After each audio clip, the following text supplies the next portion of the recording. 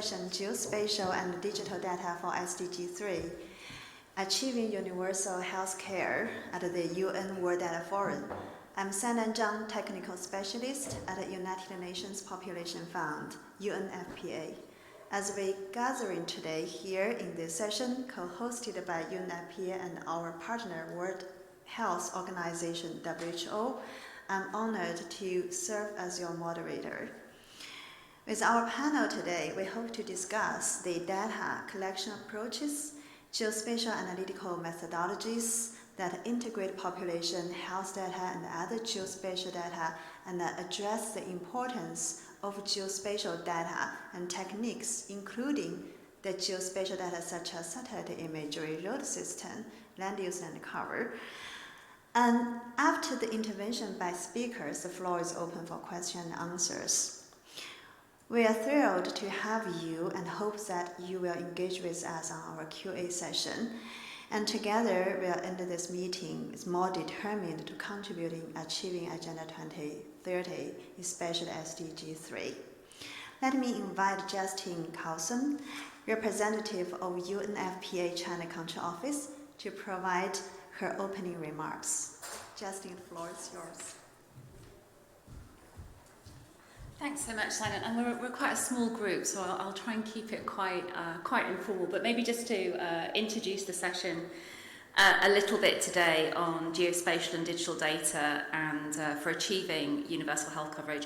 So, universal health coverage, we sometimes try and make it something very complicated, but it literally means that everybody can get a comprehensive, high-quality package of health services without facing financial catastrophe. And that's incredibly important when we think about achieving SDG3.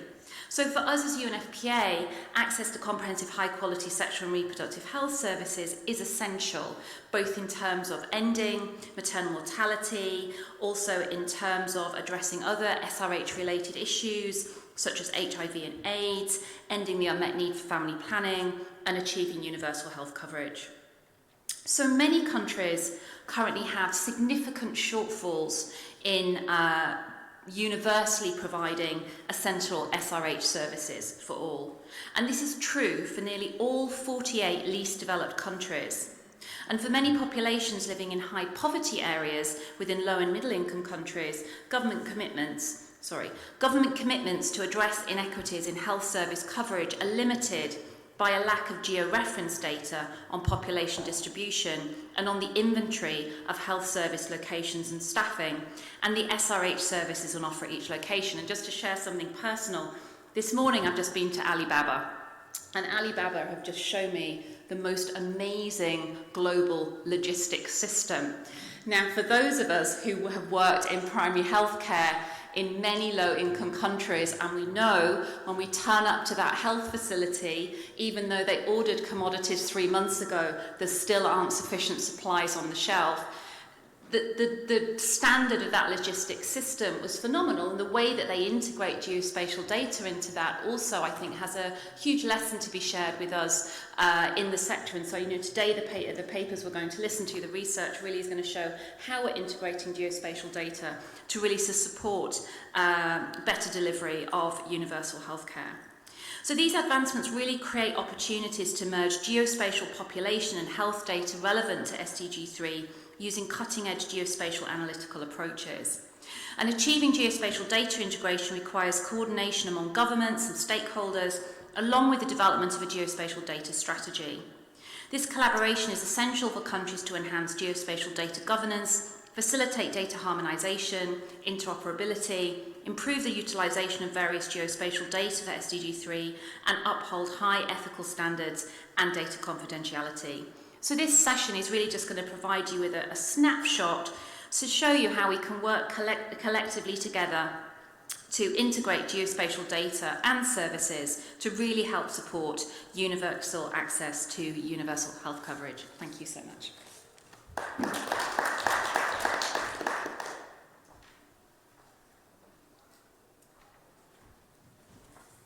thank you, Justin, for your remarks and give us an overview on the importance of geospatial data and the techniques and the new opportunities such as modernization for the population data and the health facility data.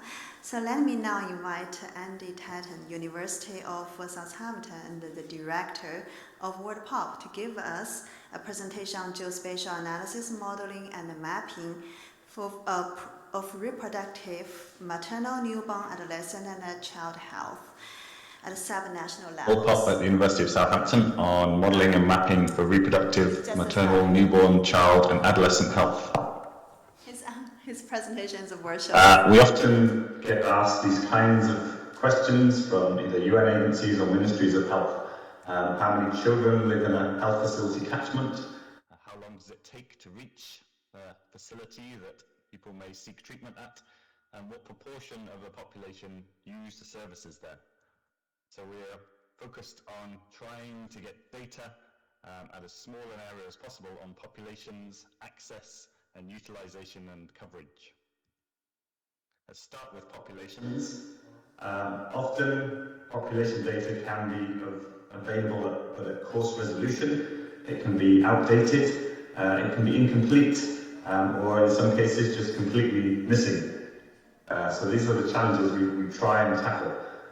What we do have available across more recent time periods and across entire countries nowadays are data sets like this from satellite imagery and the ability to be able to extract using machine learning or AI algorithms individual buildings from those. Nowadays technology is there to be able to estimate building heights, densities, map the earth at night as well to get information on things like electrification. There are a wealth of data sets on the location of facilities, the location of points of interest, and there are also geospatial data sets on population dynamics, from the movement of smartphones, the movement of mobile phones, giving us information on how populations are changing. And the idea is to try and build up a picture of the landscape, of the demographics of an area, things that are related to how populations distribute themselves on the landscape. So instead of looking like this, it's looking more like this in terms of a stack of geospatial data sets, each one giving a bit of information about population characteristics and correlations with those features. And what we're trying to get to is an estimate of those population numbers, those characteristics, those breakdowns by age and sex for 100 by 100 meter grid squares. And how we get there, there are many different approaches, but we're making use of that geospatial stack of data for the top-down modelling approach, where we may have population counts at an administrative unit level that doesn't give us much information on the details, but we utilise those spatial relationships to predict population numbers at the grid square scale. Or in a situation where we may have only recent data that we trust from small areas, we want to try and predict what those population numbers are in the areas where we don't have the data. And here we leverage those relationships, the statistical relationships with those data sets that we do have across the area, those geospatial data sets, to predict into those unsampled areas. And why do we do this? Well, why do we produce gridded population data? It gives us that flexibility to be able to aggregate data through health units, administrative units, and catchments. We can determine how many people are in a settlement, and we can do analysis where we integrate data sets together. For instance, populations living within 5 kilometres of a health facility or within some defined catchment. It also helps us in integrating different data sets to answer specific questions. So, where are vulnerable populations and how do they live, where do they live in relation to something like a vaccination centre? We can then look at how easy is it for them to access, in terms of travel times, those health facilities, and then to undertake analysis to recommend where increasing the number of vaccination sites may help, or upgrading existing ones. So just to visualise this, we may have data like this on population counts of women of reproductive age at an administrative unit level, or we may actually have gaps in those data that we're trying to fill. What we do have are those geospatial data sets that can tell us something about how those populations distribute themselves within those administrative units or in those areas where we do not have data.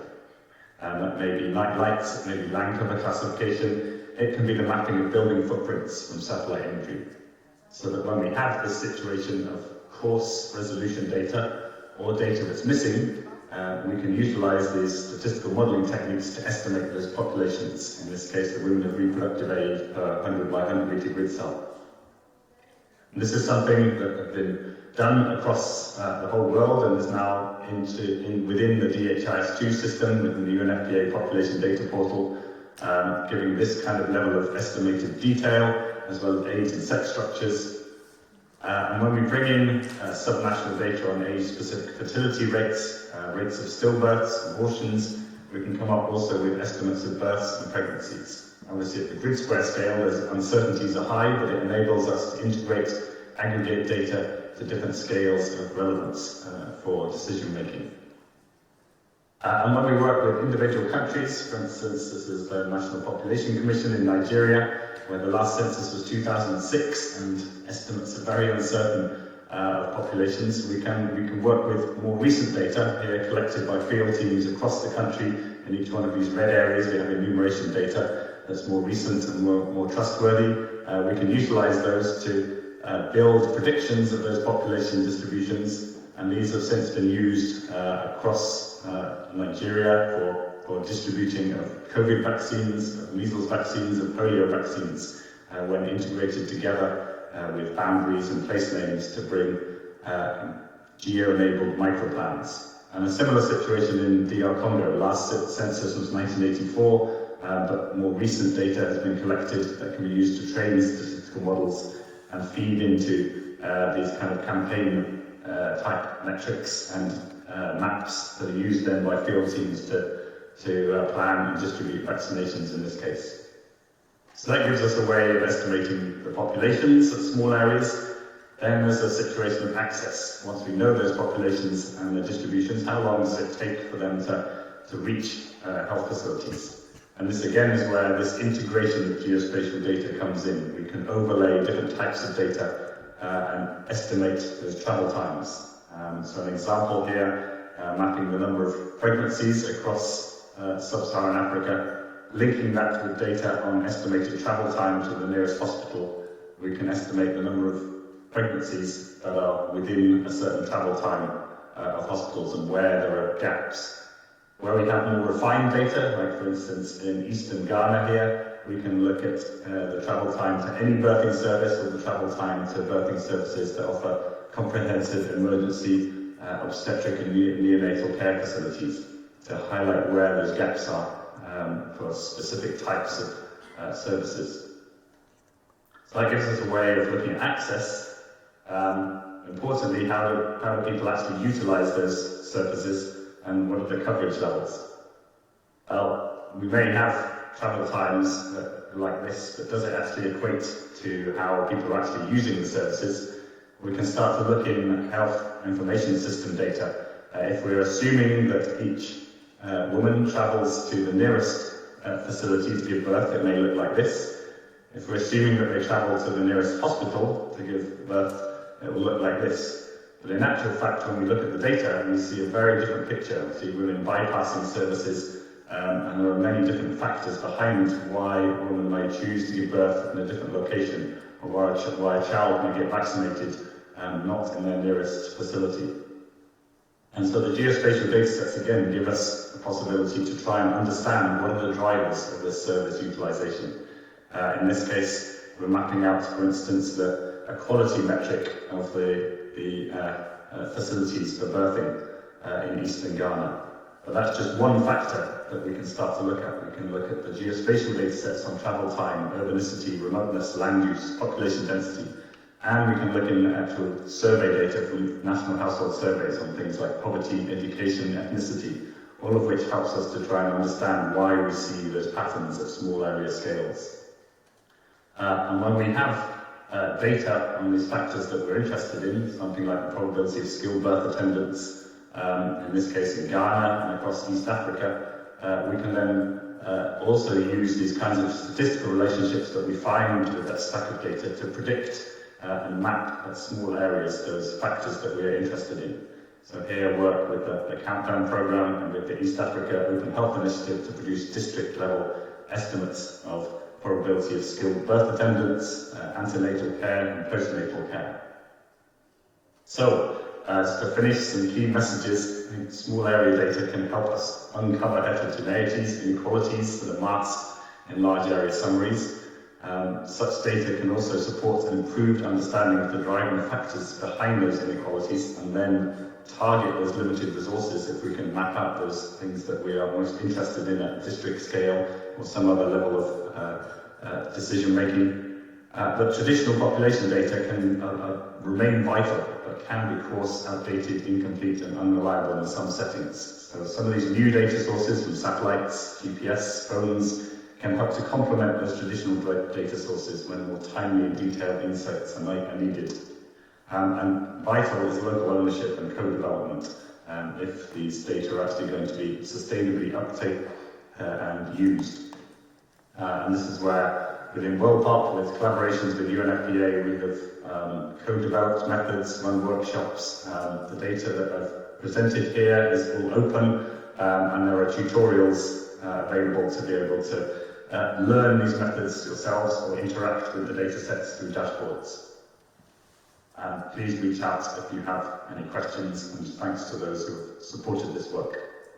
Thank you.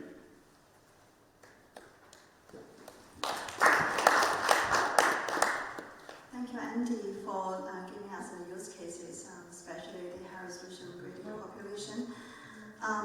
Next, let me invite Mr. Ravi Shankar Krishnan, the GIS head of World Health Organization, to give us a presentation on the geolocated health facilities database.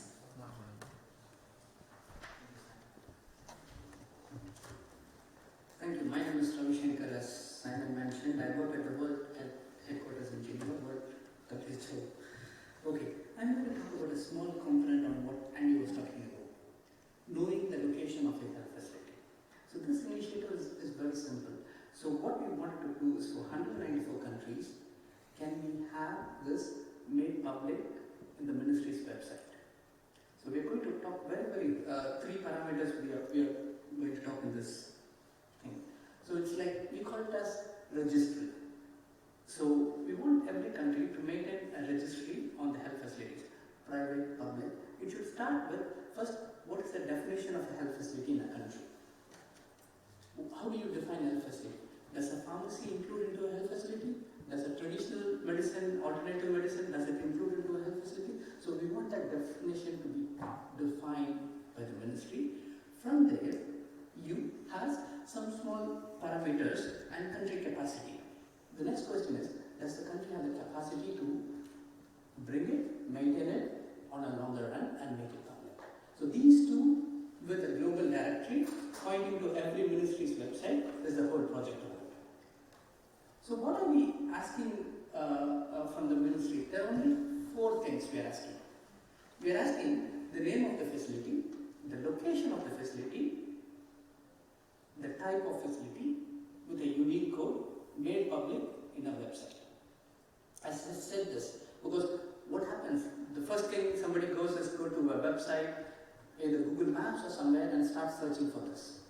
Can we have an authoritative source from the ministry's website is the question, so that everybody can use one source. Because what we are seeing is, within the organization, also multiple organizations, the moment they go into a country for a project, first thing is they start collecting the list of health facilities. These donors are always investing in this area. But can we move away from that into a centralized thing? So to do that, we started understanding landscapes of multiple countries. We took 50 countries as a phase 1 of the project. So we put like a queue. There are 3 axes to that. The axis Z, axis on axis. How open is this data within a given country? Let's put between 0 to 100, openness. So it's open with restriction, it's open by requesting through an email, it's open through a third party, or you pay for the services and get the list. Because there could be various components, right? But what we want is, we want the country to move towards the 100%, which is totally open for anybody. Because we are asking only 3 parameters, right? It's very simple. We are not asking how many beds, how many people, does it have running water, does it have electricity?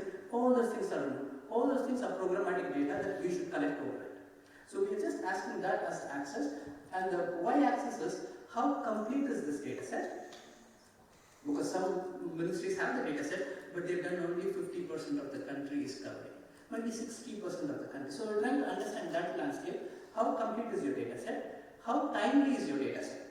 Yes, I have a great data set, but the data set was captured in 2015. After that, we did not do an update. So we wanted to know how timely is the data set, and the third one is how accurate is this data set. Accuracy in terms of the name, because some facilities is called by 5-6 names. So which one is actually the name given by the ministry on this? So that's the first on accuracy, and the locational accuracy. So how accurate is with it could be with the lat norm, it could be with the address, it could be with what keywords, whatever it might be. You want to assess that accuracy of that data set. And finally, you can have a great data set. The data set is available for everybody in the website, but who's actually using it? That is what we are trying to understand the landscape within the country, who is using this data set. Imagine in front of your mind that you have 194 countries. They should be somewhere within this queue, right? Where do we want the country? We want the countries to be on the black dot, so that the country has the data set completely freely available. It has a great data set on accuracy, timeliness, and completeness, and everybody is using it in the country. Imagine a data set like this for 194 countries, measuring SDGs, because this is the basic denominator on which we do all our analysis, right? That's what we are aiming at. So to do that, we put some structured pathways. We put some 7 pathways on advocacy and communication, for example. What is the governance and policy? Because in some countries, some areas, the data set is very sensitive to publishing, because there are some conflicts and other things going on. So what are the privacy which can be put to that? So maybe you can fuzzy your location and put approximately within 5 kilometer radius or 2 kilometer radius, work in a way, still people can use one common data set. Then also the local languages, the national languages. One myth everybody is thinking is this: the health facility database always with the Ministry of Health. That is not totally right. It is varied by country by country. Some country is a finance ministry because they are funding all the health facilities. They are handling it. In some countries, it's the National Drug Authority because it comes under the facility thing. So they are in charge for that. And Ministry of Health is one of the consumers from that. So we are trying to first identify who is the owner. To do that, you need to have some sort of governance and policy you need to have on that. And also, we want them to be made public, right? So we want to have some understanding on their advocacy and communication. The moment we talk to the country on this, the first question is, what is the incentive for me to make this public? Why should I make this public? What is the value for me to make this public? Because I know my facilities, I already know, we know where they are, but why should I make this public? So there's a lot of efforts we are putting on advocacy and communication. And then on partnership and collaboration. As part of this initiative, WHO and partners, we will not collect any data by ourselves. So it will be the partners who are in the field will help the ministry to do that. For example, DHIS2 is in many countries. So we will use those platforms to feed it into the master registry system. That is how we are handling that. Interoperability and data management, very simple. We would like to have an API or even a CSV file or Excel file in the ministry's website so that everybody could download with the minimum standards. You can go on like that, financial sustainability, innovation. I'm just going to talk about financial sustainability a little later. To do this, we put some sort of coordination mechanism. Whereas there's some level of responsibility at the global level, regional level, and the country level. The ministries is the key here, right? Ministry of Health, we see as a primary focal point for this. And also the country offices and the implementing partners at the ground level. We have a lot of partners who are part of this thing. We have at least 75 partners who are involved in this project, right from the donors to implementing partners, vendors to universities. All of them are part of this initiative. I put a few logos here, but it's a big initiative there. I was talking about 7 pathways. So what we did is we did a landscape analysis of a country. We have done for 50 countries now, and this is a report from a country. I just took an example of Sierra Leone. We just highlighted for each of the pathways what is the key activities the country wants to do. In terms of governance, what they want to do. In terms of interoperability and data sharing, what they want to do. So I'm highlighted here, but we went into the details of, for each pathways, many activities has been clearly identified, and we are working with them. Finally, what it entails to is, this is a simple example. For a country like Sierra Leone, there are only 1,558 facilities. To maintain these facilities for over a period of 3 years, this is the cost they need. So that what we're trying to do is take to the donor on the other side who are interested in this country, like World Bank, Gavi, Global Fund, many countries are interested, and tell them, hey, this is a matchmaking process. We have a country here who's having a need, and clearly they have identified the activities on the 7 pathways, and this is the fund they need for 3 years. So maybe it's only half a time position of a person in the Ministry of Health, or they have the data set, they just want to make it public in the website. They have covered 75% of the coverage of the facility, but they want to capture 25% more. These sort of scenarios can come based on the country, and we have come with the country calculator to come with the thing. But also we did an analysis, right? So we are saying, is the health facility available already? No. Is it made public? So you can imagine a matrix of 46 countries with these basic parameters. You can have a clear vision or idea of where each country stands with. And then we worked on the financial system dimension, right? To do that, what we did is we started targeting the donors. We identified that there are 3 types of donors, tier 1, tier 2, tier 3. Tier 1 is donors which we know that they are really working, and this one would be much better. So this are the group of donors we know that we are already being engaging and working with them. And there's also some other donors in tier 2 who are interested in health and who have been working in this area, but we are not in touch with them. And there's a 3rd level. So this is what we're trying to bring all of them into the picture, and taking this requirement at the country level, helping the ministry to do a proposal and take it to the donor. This is the whole idea, right? Empowering the ministry so that they are raising the fund by themselves, but we are doing the matchmaking with the donor side to bring with the ministry. And to do that, we have made some toolkits for the country. We have made templates for them, we have made a country calculator for them, we have made a proposal document. All these things are ready-made for them. So the country has to go, do an understanding of the landscape, put a proposal, and we help them to take to the donor and get going with that. What we want from the donor is a commitment of 3 to 5 years so that the country can sustain this and move forward in this direction. I stop here. Thank you.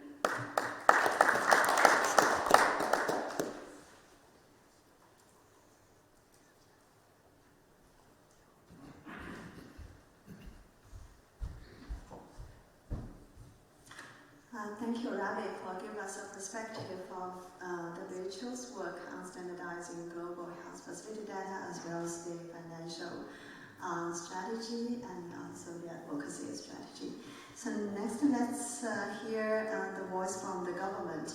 We have Mr. Kingsley Manda, Principal Statistician and the GIS Lead, Malawi National Statistical Office, to give us an introduction about the use cases that we've done together with them.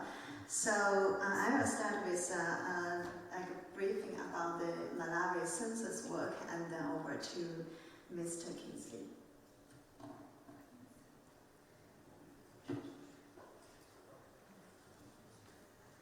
So this use case, UNFPA jointly worked together with Malawi National Statistical Office on an example of using georeferenced population data to map the access to sexual and reproductive health services. So next slide. Oh, sorry. Here. So an overview of Malawi census. Malawi completed its population and household census in 2018, and it's the first time this handheld device-based census data, and it's the first time it's all the digitized census and allow the census to be georeferenced, and each dwelling will have a GPS location that's allowed to map all the population distribution at very high resolution levels. And then it's also enabled the the massive potential for utilization of the census data and integrated geographic census with other geospatial data. So the overview of Malawi population is a country of around 18 million population, and you can see the structure is very young, almost half the population and under the age of 18, and 84% of the population live in rural area. Since it's about mapping access to health services, so it's important to highlight that in this country the child marriage rate is very high. It's almost 50%. Girls are married before age 18, and the teenager pregnancy is also relatively high, and especially also on the adolescent birth rate. So that you can say it's important to ensure women and girls access to the sexual and reproductive health services and access to HIV screening and family planning, contraception method. All these are crucial to the country to enhance the better health coverage, especially ensure their women's rights on the reproductive health. So first, it's important to have a graded population. Why? When we integrate population with other geospatial data, we first did a graded population, then we have overlay with other data, including such as the services, including climate, hazard, everything. When we overlay other geospatial with population, first we need to make it a graded population, then we can count how many people are in the service area or in the exposed to hazard. So, and this is just a demo like a village, and then you have flat or conflict area. Then you can calculate how many people are inside service, inside hazard area. But most of the census data are disseminated as aggregated population by administrative unit. This could be a village, district, or enumeration area. So we have a number in the area. How we change this unit-based population into high-resolution graded population. So this is the whole theoretical background. Once you have the unit population, you overlay with other geospatial data. It could be usually most popularly used is the building footprint. So we know where the buildings are in the unit. And then we allocate the population to where the buildings, the building footprints are, and then we added a weight, because even the buildings, we have the building footprint, but sometimes the places in high density or low density, so we facilitate with other geospatial data such as the population density or land covered and use vegetation index. Then we can estimate the population density where it's high or low within this building footprint. So the result is high resolution graded population. The approach is similar as Dr. Andy Tatton mentioned. We call it decimetric mapping. So this example we did for Malawi, we use the building footprint, and you can see each building is captured using high resolution satellite imagery. And by overlay this building footprint on the unit level-based population, we can see this is a flow. So we have the unit-based population. This is the enumeration area-based population. We overlay on building footprint. Then we added the weight of the density. Then results is a high-resolution graded population. So this is just one city example. This is the capital, Lilongwe, and we apply to the whole country. The results, the input data is the census-based unit level aggregated population. The results are high-resolution graded population. So that is the first step. Once the high-resolution population data is ready, it allows us to increase all kinds of geospatial data for the different applications. So from here, I'm handing over to my colleague Kingsley from Malawi to show the use cases linking to health services. Kingsley, the floor is yours. Thank you, Saina. My name is Kingsley from Malawi National Statistical Office. I will finalize the presentation. So as Saina has indicated, we had a successful census, and these are some of the results that we've managed to create. So we have managed to produce some use cases. This is one example of the use cases that we have produced using the georeferenced census that we've had. So you can see here, these now the health facility locations that we have overlaid with other spatial data. In terms of we used the syphilis and also the location data, the road network. Then now we can map using the high resolution, the agricultural population. Now we can produce the results. So now looking at the capitals, long way. This is just a zoom in. You can see the location for the facilities and the proportion of the location of the population that are covered within the service coverage area of 1 kilometer up to 5 kilometer, and also using the 100 by 100 population grid. So by using the road network, you can see that's now for the whole country, the service area for the antenatal care, and also the syphilis diagnostic within 5 kilometer up to 20 kilometers. So the same can also be applied just to see the travel time using the census data at the lowest level. So you can see the travel time and the population that is covered. You can see from the grid here the actual population in the whole country. The red part, of course, those are protected areas, but mostly the greener one, you can actually see how this data, the population data, can be used. It's not limited to health only, but we can also use map the vulnerable population. In 2022, we had Cyclone Anna, so this is the actual data, and you can see this is just an example from 2 enumeration areas that we can actually map the population that were affected during that cyclone. And also, you can see from the enumeration areas how many people were actually affected, because this is data that we collected during the actual census. And beyond that, we have got also we have created some 2 applications together with our partners, UNFPA and WHO, that you can actually use. So there are 2 applications that you can use, even the public can use. You can be able to filter out the type of services that you want to analyze. So we have got the computer version, which is this one, and we have got the cell phone version, which is that one, and you can even scan the QR code and see and test this. So by using this and providing this to the public, we are making sure that we enrich the power of the georeferenced census that we conducted. So you can, this is just one example. It's just a screenshot from one of the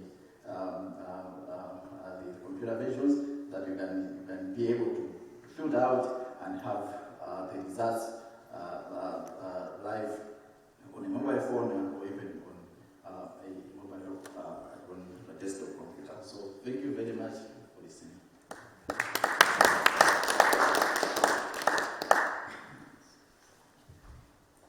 Thank you, Kinsey, for giving us perspective on government. So next, let me invite Mr. Organiser. He's the chief of UNFPA Vienna branch, United Nations Office for Outer Space Affairs. And his presentation is UNFPA supporting vulnerability assessment and disaster management with Earth observation data. Thank you very much, Sainan. I will probably stand down here, be closer to you. Thanks to the organizers for giving us an opportunity to take you for a few minutes into outer space and to kind of present to you, the work that sits in the background when it comes to accessing all this data. Many of the presenters before referred to satellite imagery, and in many sessions you've heard references to satellite imagery. So we want to just give you a quick overview of how complex that ecosystem is and what we are dealing with. A lot of people do not even know that there is an office of the United Nations that deals with outer space affairs, and we are actually behind the scenes working on a lot of things. As small as the office is, it has a number of important roles. We have a Committee on Peaceful Use of Outer Space within the UN, we have a secretariat of that. We work, of course, with member states, intergovernment and other organizations. We run some programs like the Program on Space Applications, the UN Spider program I mentioned. We have a registry of objects launched into space. We have, of course, an International Committee on Global Navigation Satellite Systems that we are the secretariat for, and so on. They are all listed there. So there's a lot that's going on in this space domain. Why is this important? Because we, as I mentioned, face a complex environment of data sources here. If you came to Earth in 1957, you would have seen that. One satellite that orbited for 3 months around the Earth. In 2017, you see that. There's a lot more out there, and they are all collecting data on a daily basis. And remind you, this is 2017. So I'm not including yet about 300 satellites launched by China alone, about 3,500 satellites launched by Starlink to do communication, about 200 satellites of Planet, and another 650 satellites OneWeb is launching starting in 2022, again for internet connectivity. Those are not on this image yet. We face another challenge, and that's the increased vulnerability of population to disasters. And if you see a comparison between the two decades, the 1980 to 99 period, and then the 2000 to 2019, you see that the number of disasters is increasing, the total deaths are increasing, the number of people exposed to earthquakes, floods, landslides, storms, wildfires is also increasing. Now all of those have health-related connotations also, so this is all important to connect. Obviously this increase means, of course, a lot more need for response, a lot more need for investment in early warning, etc. So within the UN General Assembly created a platform for space-based information for disaster management and emergency response. This is the one I'm leading, sitting in Vienna. The idea is to bring all these space technologies closer to the user, not only Earth observation, but also navigation, communication, so satellite-based communication, and to make sure that these technologies are used in the full disaster management cycle. So not only in response, but also in the whole early warning, exposure mapping, but also in the post-disaster assessments, recovery efforts, etc. So that's the job. Not an easy one, but we try hard, and we've reached, of course, more than 55 countries. We had 40 official so-called technical advisory missions where we brought in 8 to 10 experts from around the world into a country, met with 8 to 10 ministries relevant to disaster management, including the health ministries everywhere. We discussed their needs, the gaps, and we tried to address them, wrote an official recommendation report to the government to consider for implementation. You see on the map, in a way, the areas we touched. These are on demand only. If the country invites us, we go. Otherwise, we don't. We don't have the capacity to promote ourselves and in a way, be proactive. We just respond to requests. Now I want to talk a bit about the trends that are happening in Earth observation, because this is also important listening to the discussions we had. We are now able to have imagery down to 28 centimeter resolution from space, and I believe in the next 5 years this will go down to below 20. So this is as good as drones and aerial mapping is today, and it's much easier to get. Of course, a lot of this submeter is commercial, so yes, it's still hard to get, expensive. We work a lot on connecting providers with users, negotiating better prices, making arrangements for the UN and for our member states. It's not an easy task. And of course, licensing the data in a smart way so that more users can share it without always having to go around, it's also important. We do have emergency response mechanisms that bring Earth observation data to the user when a disaster happens. But they are only activated in major disaster situations, about 20-30 times a year, but we have an MDAT database that says that there are 500 disasters every year. So there's a lot of gap there to cover. we worked a lot with scenes in the past. We downloaded an image, we analyzed it, we worked with it. The future is about constellations. It is estimated that every day about 1,000 to 2,000 terabytes of data are downloaded by satellites. So how do we make sense of all that data? We need to look into services, online subscriptions, machine learning. It doesn't work anymore with I download a scene and I'm processing it. It has to change, and I don't think we are fully ready for that change yet. Now moving quickly to health-related applications of satellite data and satellite technologies. Of course, a lot under SDG3 is covered by these applications. You could think of the whole telemedicine, telehealth domain, but then you saw the presenters talk about population mapping to all kinds of applications, distribution of medication. You look at water supply, healthcare equipment, early warning for various threats, epidemiology, outbreak preparedness, forecasting for extreme weather and climate, urban heat islands, air quality monitoring. All these are today done by satellites and by satellite data, even though sometimes we don't know it. This is, for example, a satellite, the Sentinel-5P, that is collecting data on air pollution related to car and industrial emissions. So if you think that 500,000 people die only in Europe prematurely because of pollution, imagine around the world that might be a few millions every year. Can we prevent that? Yesterday evening I said, okay, let me check a bit this data. This is near real-time data from that satellite. So that's for the last 2 weeks, the status around the world. And you could see where the nitrogen dioxide pollution is higher. So when you zoom into Hanju, where we are, not too bad, but yeah, it's still a big city and an industrial area. So, you know, there is some pollution there, which is normal, but at least you can deal with it if you know where it is. There's also a lot related to water quality. Again, another area where SDG6, clean water and sanitation, refers to health-related issues as well. So using satellite technologies to monitor water quality is important when you think about the fact that a lot of the people on the planet are using water that is contaminated. And then again, the whole issues related to how to improve on that.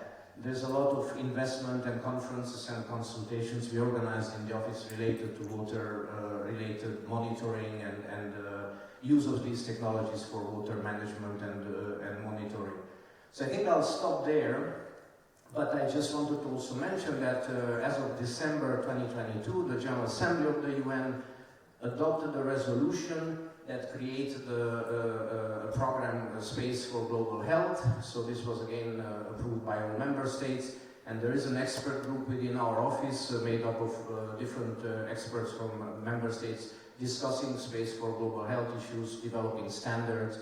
So this is there, the linkages are there, and feel free to engage. Happy to answer any questions later, because I know we are running late. And I probably ran through my presentation too, but I also have a few brochures here about our UN Spider program at the end.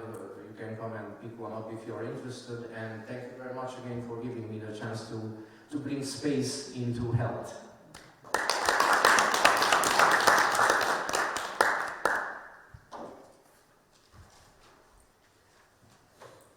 Thank you, Laura. You reminded me of the time when I was a student to learn about the application of satellite imagery in health, and now especially like air pollution, water quality, and then everything, urban heat island. So now it's good to learn that the very high resolution, the new opportunities could bring to us, including disaster management. So without a delay, let me invite our last speaker, Guillaume Lesot. He's from the UN Office of Information and Communications Technology. And he's going to introduce us the use of common geography in the Sustainable Development Goals, including SDG3 and good health and well-being. So his presentation also will be virtual.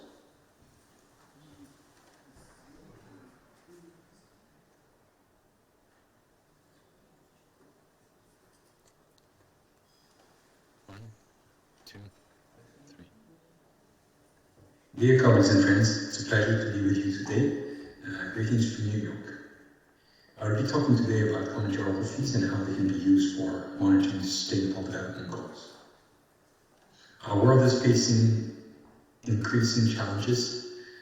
We can see here from disasters, wildfires, the environment, life without water, and how pollution is affecting our environments, how to feed the population of this world, and bigger concerns also include urbanization, growing urbanization, and also some touch of hope on how innovation and technology can support us to overcome these challenges.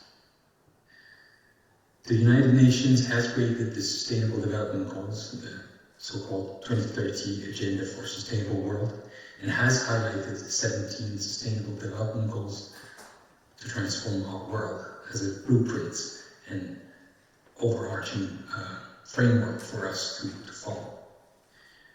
As we know, geospatial information and also statistics have been used to monitor progress and track progress for those seeing if we are on track to the Sustainable Development Goals, to achieve the Sustainable Development Goals.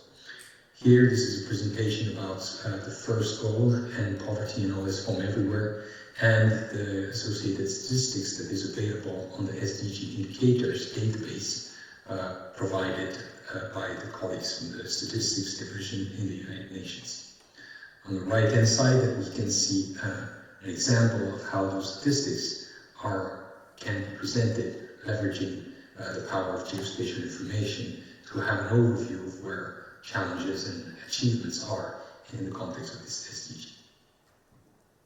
But beyond that, the data, and this is quoting the words of the Secretary General of the United Nations, the data needs for the Sustainable Development Goals are great, and time is not on our side.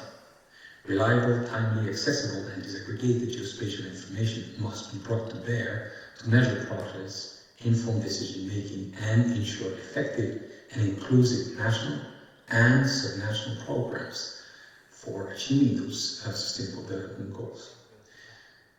So in this sentence, we can see that it is important indeed to try to tackle the Sustainable Development Goals at national levels, and of course, as the United Nations, this is our first and foremost range of action.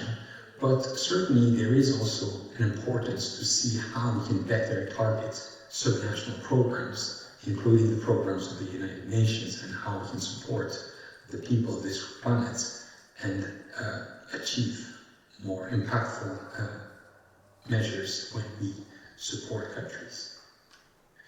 So one of our objectives in the context of the mandates of my office is to make sure that available, accessible, and interoperable common geographies are available at national and subnational and regional level, to make sure that we have this data in time for decision makers, and including to compare between and within countries and across sectors, ministries of Sustainable Development Goals. So the idea is that we have those geographies that are available at regional, national, and also subnational level to be able to monitor the Sustainable Development Goals.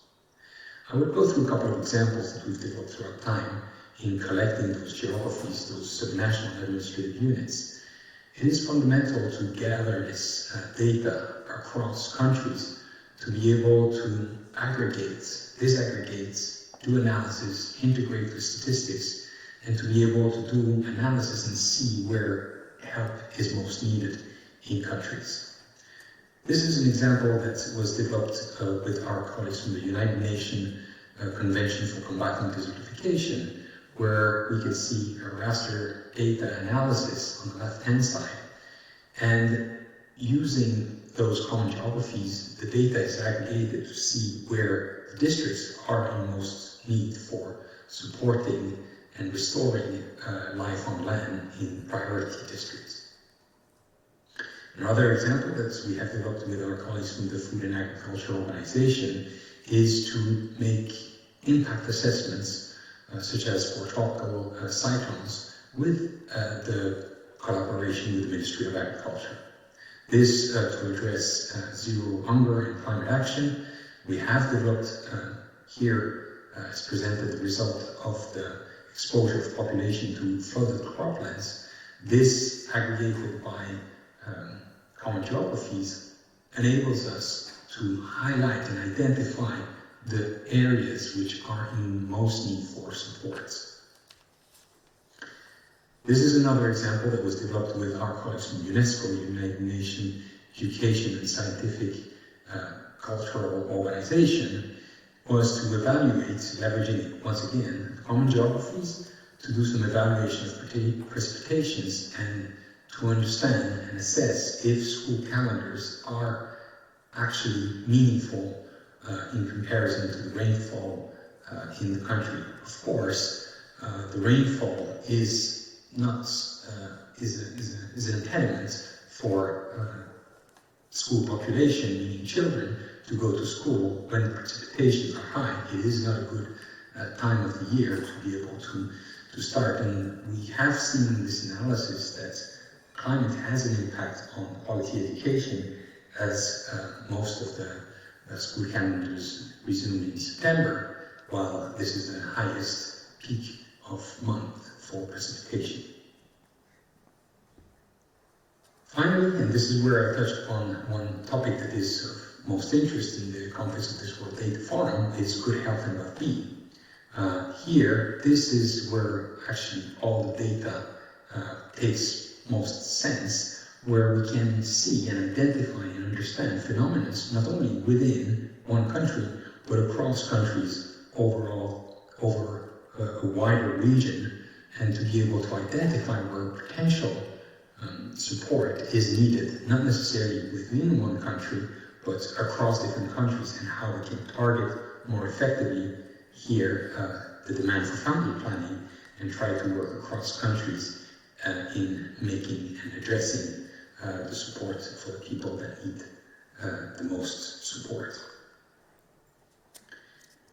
So in essence, the SAL program, Second Administrative Level Boundary Program, which is led by my office, the United Nations Geospatial Information Section, is to make accessible data on geographies, make sure that there's national ownership of that data, make it interoperable, make sure that the terms of use are the same across different countries, and also to showcase the value of those common geographies, as I've just explained. We also do provide capacity and sponsored on need basis. So, once again, the SAL program, Second Administrative Level Boundary Program, which you have a URL on the overall main goal, which is to promote those common geographies and make them available for sustainable development goals, and to make sure that we have effective decision-making at global, regional, and national level, most importantly. All the presentations that came before me have some type of data that can be aggregated meaningfully to be able to identify those priority areas. Few targets of the program is to identify the national authoritative contact information persons, to make sure that we have validated data, to compile those GIS data sets in a consistent and complete manner worldwide, to make sure that we can do those cross comparison across phenomena. Phenomena such as the COVID-19 was not only in one country, it's spread out throughout and across districts and administrative units, and certainly the patterns would be and have been very interesting to understand and tackle the virus spread. And also to maintain table overviews of historical changes, meaning to understand not only now how the subnational administrative units are organized, but also through time. This is an example of the results. This is, again, from our SAL website. Note that the contact details, national contact details, are on the top right corner of the website.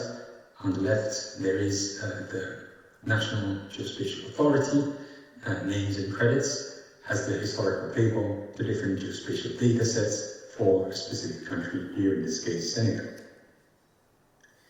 Thank you so much for your attention. I hope you will now have a better understanding of how common geographies are a key component of geospatial data for monitoring sustainable development goals, and including Sustainable Development Goal number 3.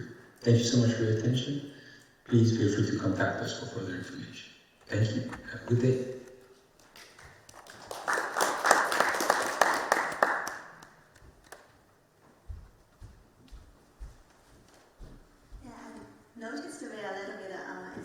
time, so thank you so much for being with us. Since we already exceeded the session time, we can allow a couple of questions to our speakers.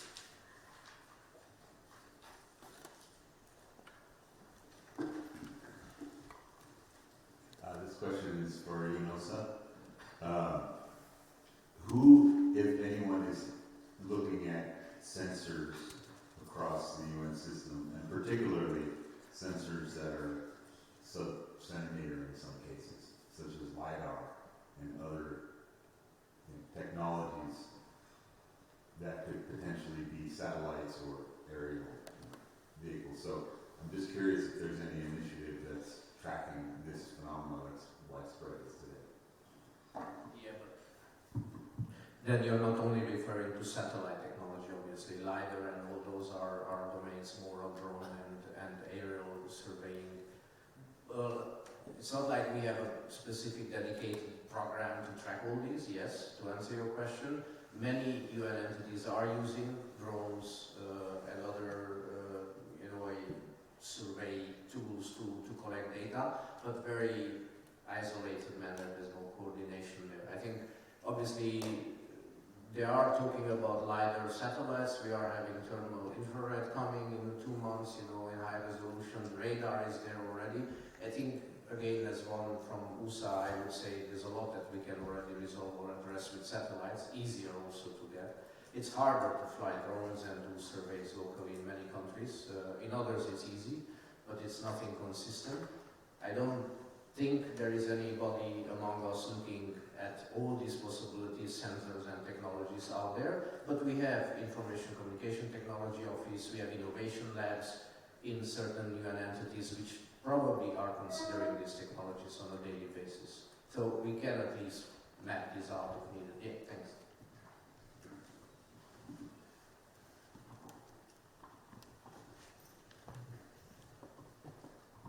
Thank you very much. Phil Wright, Pacific Community. My question is for the gentleman from WHO regarding the health facility locations. A comment and a question. My comment is it's great to see something like this. In the context of the Pacific, I've had a dream for many years that we would have a Pacific-wide health facility database, household location database, school facility database.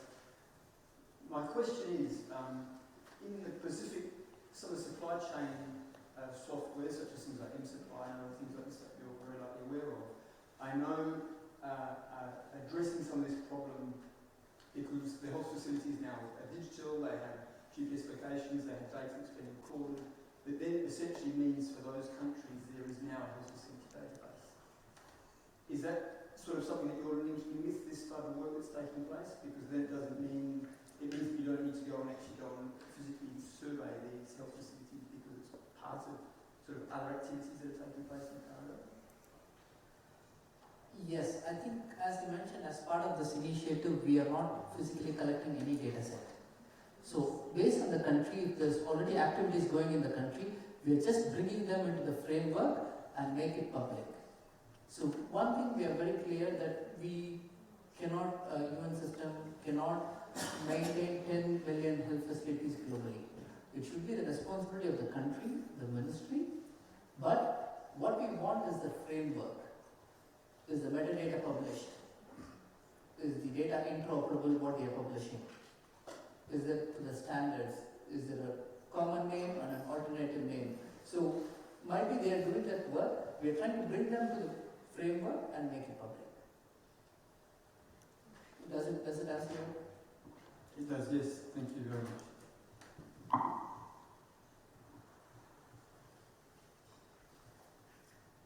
Any further questions?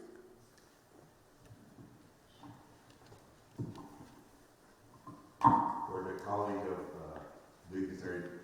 my colleague from Malawi, do you have first of all, commendable work you've done with UNFPA.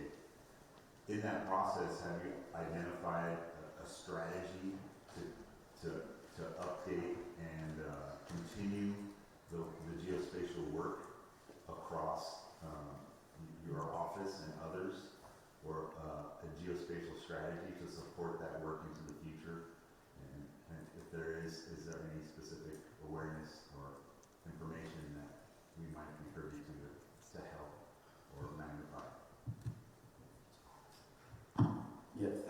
so much for the question.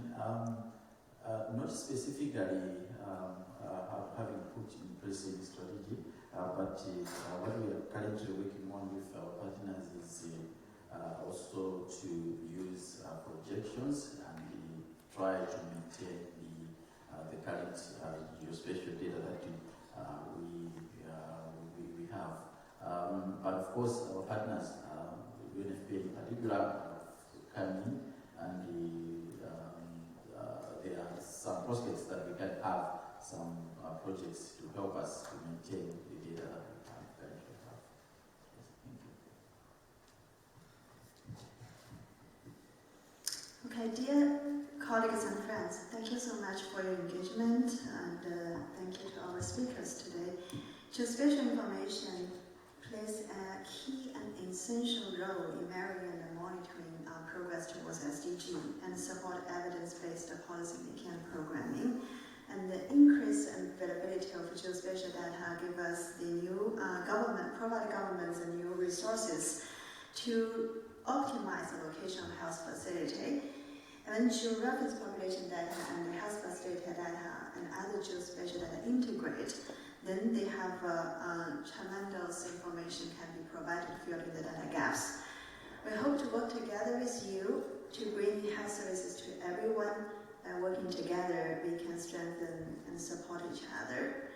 We hope that this session you have a better understanding on the opportunities geospatial data and approach can bring to us. And we hope to work together with you to leverage the geospatial data for addressing the emerging challenges and opportunities for accelerating progress for